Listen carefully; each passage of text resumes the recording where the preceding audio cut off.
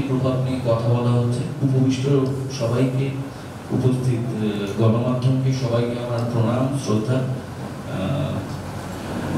সাহিত্য এমন একটা জিনিস, আমি যে সাহিত্য খুব বেশি জানি তা নয়, টুকটাক লেখালেখি লিখির চেষ্টা করি, কিন্তু সাহিত্য এমন একটা জিনিস তাতে রাজনীতি আসতে বাধ্য।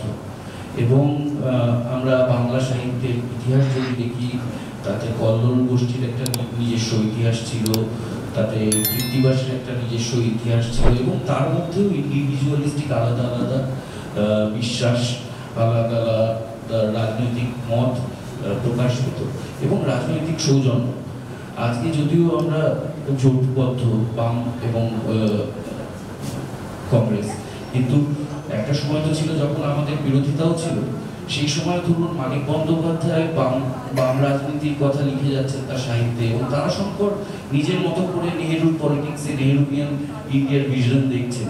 কিন্তু যখন মানিক বন্দ্যোপাধ্যায় বিপদে পড়ছেন, কংগ্রেসের কাছে গিয়ে বলতে এই ছেলেটার সাহায্য দরকার, এই ছেলেটা সাহিত্যের জন্য কাজ করছে, সেই সৌজন্য কোনোদিন নষ্ট হয়নি। সেই সৌজন্যের পৃথিবীটা আজকে আমরা নষ্ট করে ফেলছি। তার কারণ তখনকার মানুষগুলোর বিশ্বাস ছিল।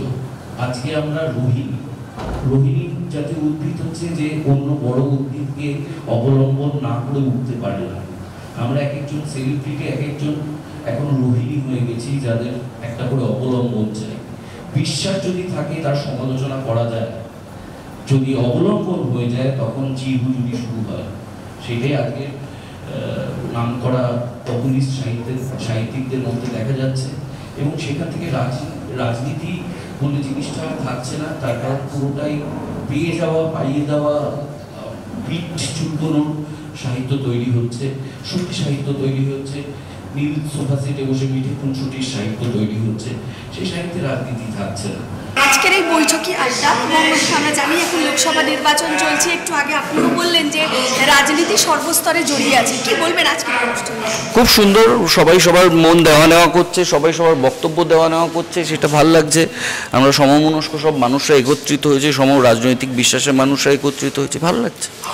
এই যে লোকসভা নির্বাচন চলছে, আমরা দেখছি যে রাজনীতির প্রেক্ষাপট পশ্চিমবাংলায়, বিশেষ করে যেটা মূলত যেটা মেন ইস্যু, যেটা শিক্ষাক্ষেত্রে আমরা দেখছি কিভাবে দুর্নীতি হয়েছে, এবং প্রাতিষ্ঠানিক দুর্নীতি অবশ্যই যেটা সুপ্রিম কোর্টে গেছে। এই যে আমাদের নতুন প্রজন্ম বা এই যে একটা একটা করে প্রজন্মের যে ধ্বংস, এই বিষয়টা নিয়ে কি বলবেন? আমি এটা নিয়ে বিশেষ কিছু বলবো না, তার কারণ এটা সত্যি ভবিষ্যৎ প্রজন্ম জড়িয়ে এবং শিক্ষকরা জড়িয়ে। এটাকে রাজনৈতিক ইস্যু করার মতন জায়গাতেও আমরা নেই, কারণ আমরা দুঃখিত, ব্যথিত, লজ্জিত এবং ক্ষমাপ্রার্থী এদের কাছে। ধন্যবাদ। আমি ওনার সঙ্গে আলাপ করবো বলে এসেছি, আমার প্রণাম জানাবো বলে এসেছি। এটা হলো এক নম্বর কথা। এক নম্বর কথা হলো সবার কথা শুনতে এসেছি না, এমন তারা নিয়ে এসেছি আর্ধেক কথা শোনা হবে না। এই দুটো উদ্দেশ্য ছিল এখানে আসা। নিজের কথা বলার কিছুই না। আমি এখনো শিক্ষার্থী, তবে আমি ছোটবেলা থেকে নাটক করে বড় হয়েছি। মানে একদম জ্ঞান হওয়ার আগে থেকে আমি নাটক করি। যখন আমি জানি না যে নাটক কেউ, তখনই মানে নাটকটাও তো সাহিত্য শিল্পের মধ্যে পড়ে বলে জানতাম আর কি। এখন আর মাঝে মাঝে ভুলিয়ে যায় যা যা সব দেখতে। তো আমাদের ওই বলা হতো যে স্টেজেও শো যেমন করা, কল শো যেমন করা, তেমনি ইলেকশনের সময় নাটক করা, রাস্তায় নেমে নাটক করা।